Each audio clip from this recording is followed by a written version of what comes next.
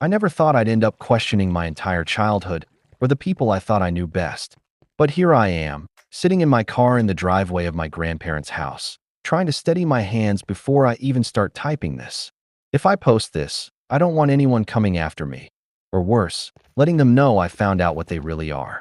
I grew up spending summers at my grandparents' house in upstate New York. Big, creaky, old Victorian place with more rooms than I could count and a backyard that stretched into the woods. My parents moved me around a lot when I was little, so this was my stable place. At least, that's how I thought of it. It all started a week ago when I came up here to help clean out some old boxes in the attic. They've got this habit of hoarding stuff: old newspapers, weird knickknacks, and photo albums that never get touched. I was rummaging through some boxes tucked behind the dryer when I noticed one of the floorboards was loose. Honestly, I thought it was just a weird old house quirk, but curiosity got the better of me. I pried it up and realized it led to a narrow crawl space. At first, I thought it was some kind of storage closet or maybe an old root cellar. The air down there smelled like mildew mixed with candle wax, which already set off warning bells in my head. I fumbled for my phone, turned on the flashlight, and slid through. And that's when I saw it.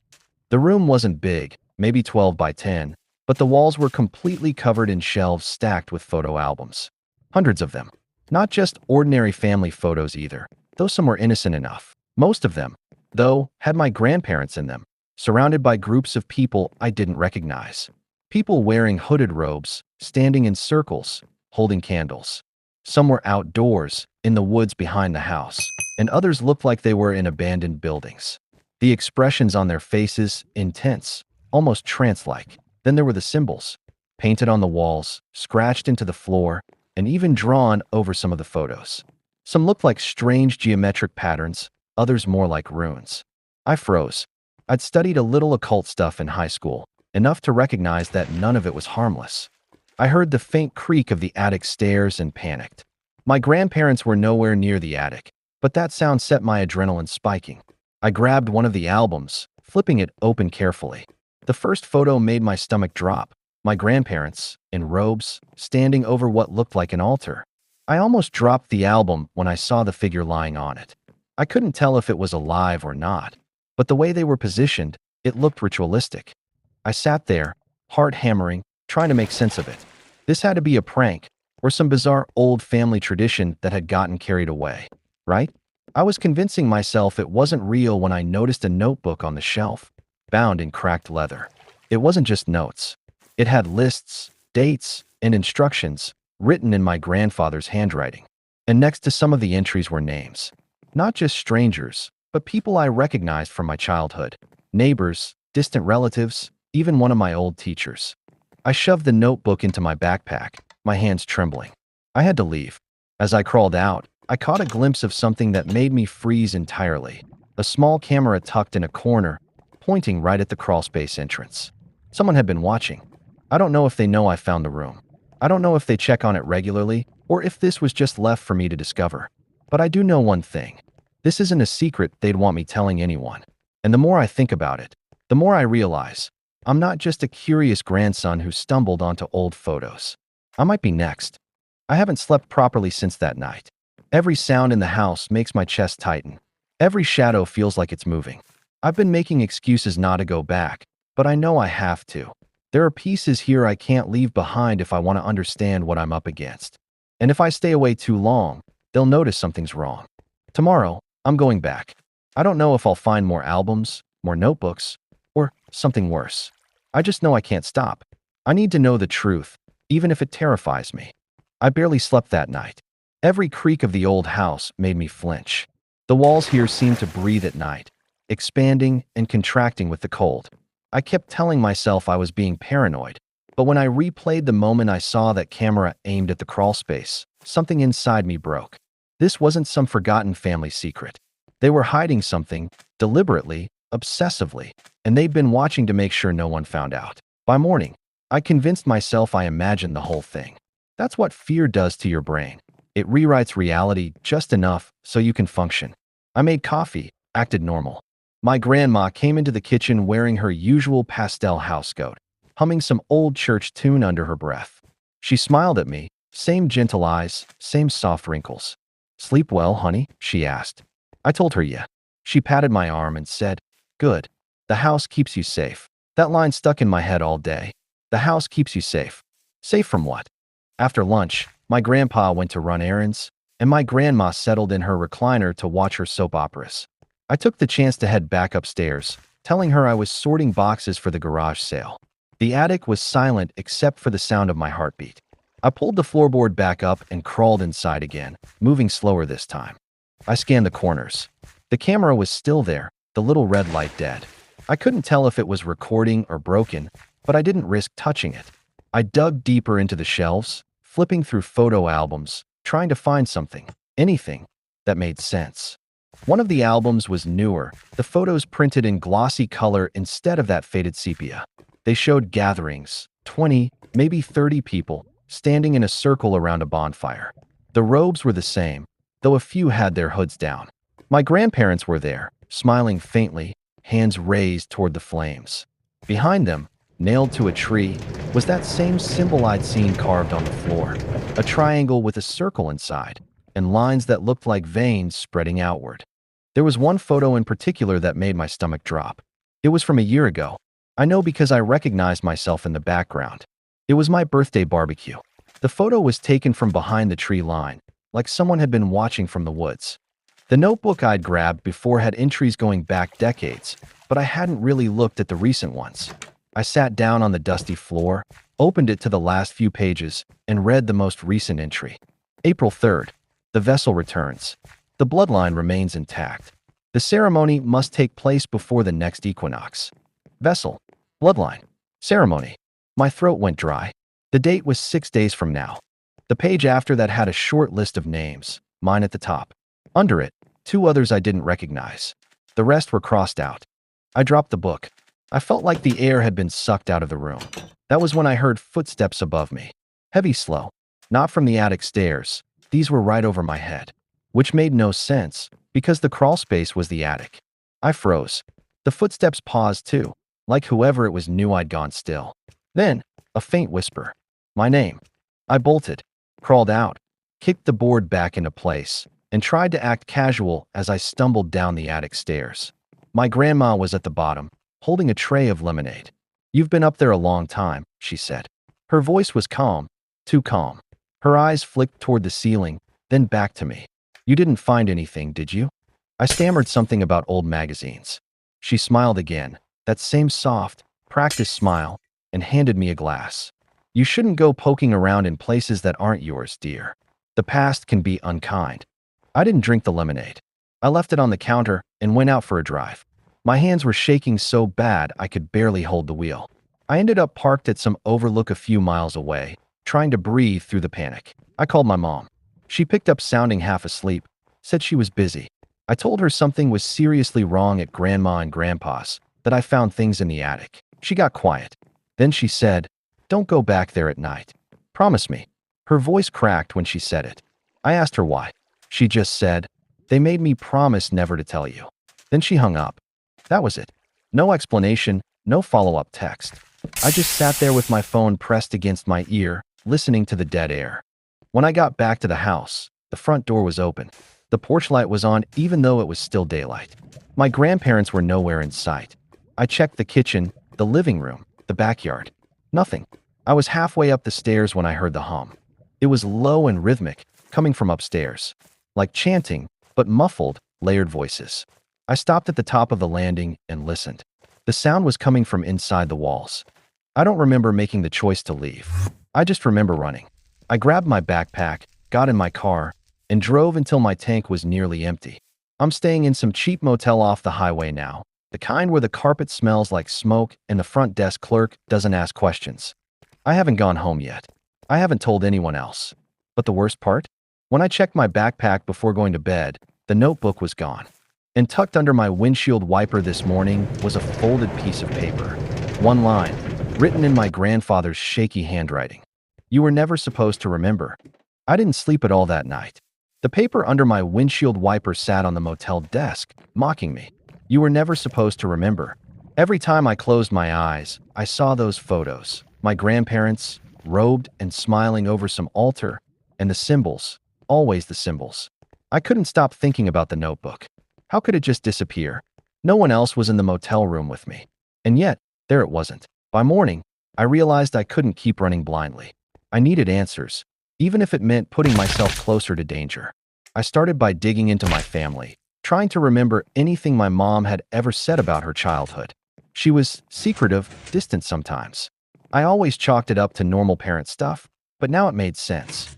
Maybe she'd been scared of this all her life. I scoured old boxes at my apartment, looking for letters, birthday cards, anything that might hold a clue. I found one tucked in a book from my mom when I was a kid.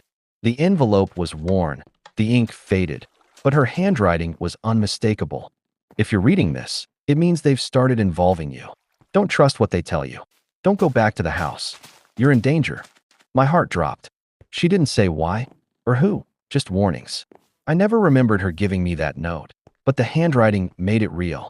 My mom knew something. She always knew. I called her again, trying to get more than half-truths this time. She answered slower, breathing uneven. I asked, point blank, what the hell was going on with my grandparents? She sighed. I tried to protect you.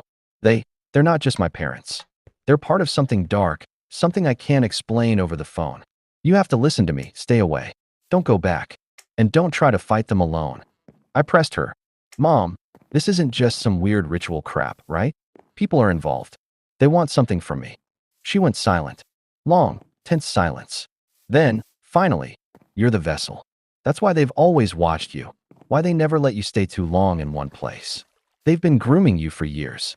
If you go back, you might not come out. The word vessel hit me like a punch. Me? The thought twisted my stomach. And yet, everything in that crawl space, every symbol, every photo, suddenly made sense. They weren't just keeping secrets. They were preparing me for something I couldn't even imagine. I hung up, shaking. My mom's warnings were clear, but so was my obsession. I needed proof, not just her words. I needed to see what they were really planning. So I started looking online. Archives, newspapers, old forums. Anything with my grandparents' names. I found a mention in a small-town paper from 15 years ago, a local spiritual retreat they ran, supposedly harmless, until someone vanished during a weekend stay. Officially, it was an accident. Unofficially, I'm not sure the authorities ever knew what really happened. I realized then that this wasn't just a family thing. It was bigger, and the longer I stayed away, the more time they had to notice I was awake, that I remembered. I went back to the house 2 nights later, under the cover of darkness. I parked on the edge of the woods and approached slowly. The front porch light was off, which I knew was a bad sign. I could hear the faint hum again, low and steady, the same one I'd heard in the walls before. I pressed myself against the house, heart hammering, and peeked in a window. The living room was empty, but the symbols, freshly drawn this time, were on the walls.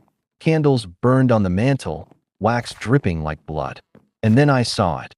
A figure in a hooded robe kneeling in the center of the room, surrounded by those same symbols I'd seen in the attic. My grandparents weren't there. This was someone else. Someone waiting for me. I stumbled back, nearly tripping over a rock. I realized I didn't know who I could trust. My mom had warned me, sure, but she'd left me to figure out the details alone. I couldn't call the cops, not without proof, not when people I knew could be involved. And yet, I couldn't stay away. I crawled back to the crawl space that night. I didn't have a flashlight, just my phone screen. The shelves of albums were empty. The floor was scuffed, like someone had been digging through the boxes, searching for me. And then I found a new symbol carved into the wall, fresh and bleeding red paint into the grooves. I recognized it immediately. It was the same symbol from the bonfire photos. And beneath it, scratched into the wood. Come before the equinox, or it will come for you. I froze. That was 3 days away. 3 days to figure out what the ceremony meant, what the cult wanted from me, and how to survive it. I spent the rest of the night researching. I cross-referenced symbols, dates, and old family records. Everything pointed to a single terrifying conclusion. They weren't just following some tradition.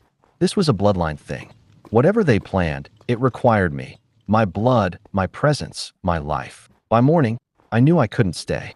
But I also knew running blind wasn't an option either. I needed an exit strategy, a way to gather evidence, a way to expose them without letting them know I'd found the truth. And most of all, I needed allies. Someone who could help me navigate what I'd stumbled into. I don't know who I can trust. I don't know who's involved. But I do know one thing. If I don't act fast, the next picture in their albums could be me, standing in the circle, smiling while something unthinkable happens. I didn't go to work, didn't answer calls. I just sat in that motel room, staring at the ceiling, thinking about what my mom said. You're the vessel.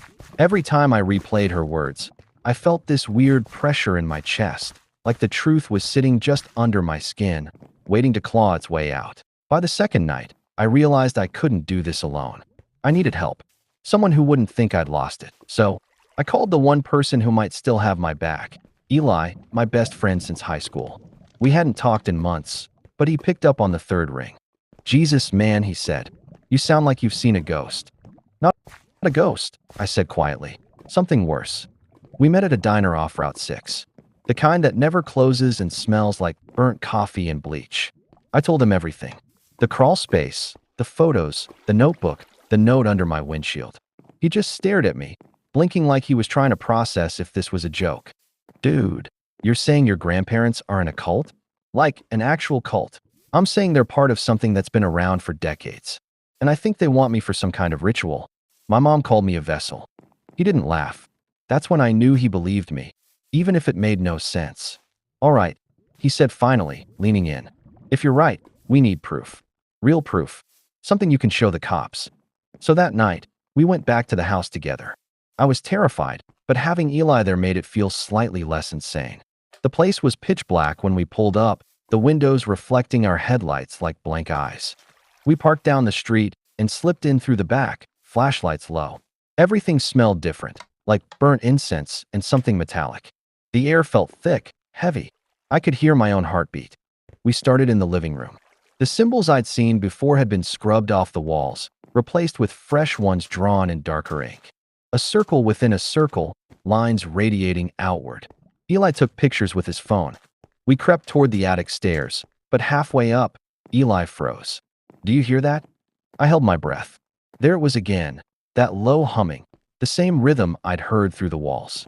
Only this time, it wasn't muffled. It was inside the house. We followed it to the basement door. The humming grew louder as we descended, echoing against the stone walls. When I turned the corner, my flashlight hit something that made me stop cold. A circle of candles, still burning. And in the middle, an altar. The same one from the photos. But this time, there was something lying on it. A figure, motionless, covered by a cloth. Eli whispered, "Is that?" I didn't let him finish. I pulled the cloth back just enough to see a face. Mannequin, not human. Relief hit me so fast I almost laughed. But then I saw the symbols carved into its chest. My initials. They'd made a stand-in for me. Eli cursed under his breath. "We need to get out of here. Right now." We turned to go, but the sound of footsteps echoed from above. Slow, deliberate. Then the basement door creaked open. A silhouette appeared at the top of the stairs, my grandfather. "You shouldn't have come back," he said, his voice calm, almost disappointed. "You're not ready yet." Eli stepped forward, gripping his phone like a weapon. "We're calling the cops." My grandfather smiled faintly. "The police won't help you. They never do." And then he stepped aside. Two more figures appeared behind him, faces hidden under hoods. The humming started again, low and resonant, vibrating in my bones. Eli grabbed my arm, and we bolted for the side door. I don't even remember how we made it out. We just ran, through the woods, past the old swing set, not stopping until the house was nothing but a silhouette behind us. Back at the car, Eli was gasping, pale as chalk. What the hell was that? They were waiting for us, man. Waiting. I told him I needed to show him something, the letter from my mom. But when I opened my bag, it was gone. Just like the notebook. Just like everything else I'd taken from that house. It felt like the walls were closing in. The proof was always slipping away. Every time I tried to document it, something erased it. Photos came out blurry. Files disappeared. Even the recording Eli tried to make of the humming? Gone. Just static. We checked into another motel that night, double-locking the door. I told him everything my mom had said about the bloodline and the ceremony before the equinox. He listened, silent, until he finally said, "If they think you're the vessel, they're not going to stop. They'll find you." He wasn't wrong. I woke up around 4 a.m. to the sound of someone knocking. Soft, steady. Not at the door, at the window. Eli was still asleep, so I crept over and peeked through the curtain.